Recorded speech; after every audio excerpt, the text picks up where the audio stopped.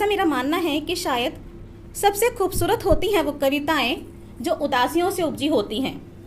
शायद सबसे खूबसूरत होती हैं वो कविताएं जो उदासियों से उपजी होती हैं, क्योंकि उनमें ज़बरदस्ती के बुने गए ख्याल नहीं होते, व्यर्थ की उपमाएं नहीं दी जाती, क्योंकि उनमें ज़बरदस्ती के बुने गए ख्याल नहीं होते और व्यर्थ की उपमाएं नहीं दी जाती।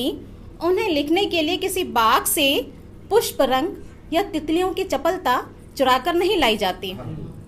सुनिएगा कि क्योंकि उनमें ज़बरदस्ती के बुने गए ख्याल नहीं होते, व्यर्थ की उपमाएं नहीं दी जाती। उन्हें लिखने के लिए किसी बाग से पुष्प रंग या तितलियों की चपलता चुराकर नहीं लाई जाती, और ना ही उन कविताओं के शब्द किसी प्रेमिका के सौंदर्य अथवा किसी प्रेमी के आकंठ प्रेम में डूबे हुए रहते हैं।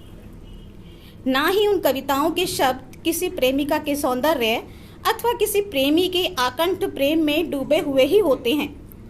उदासियों से जन्मी उन कविताओं में होता है, क्या होता है बताइएगा जरा। उदासियों से जन्मी इन कविताओं में होता है केवल एक पावन मन। उदासियों से जन्मी इन कविताओं में होता है केवल एक पावन मन और उस मन की निश्चल संवेदनाएं। उदासियों से जन्मी उन कविताओं में होता है केवल एक पावन मन और उस मन की निश्चल संवेदनाएं जो समेटे होती हैं स्वयं में अथाह दर्द। उदासियों से जन्मी उन कविताओं में होता है केवल एक पावन मन और उस मन की निश्चल संवेदनाएं जो समेटे होती हैं स्वयं में अथाह दर्द।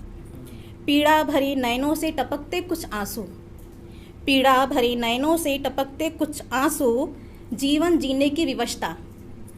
पीड़ा भरी नयनों से टपकते कुछ आंसू, जीवन जीने की विवशता और मृत्यु के निकट जाने की लालसा। और मुझे लगता है कि सबसे खूबसूरत होती हैं वो कविताएं जो उदासियों से जन्मी होती हैं।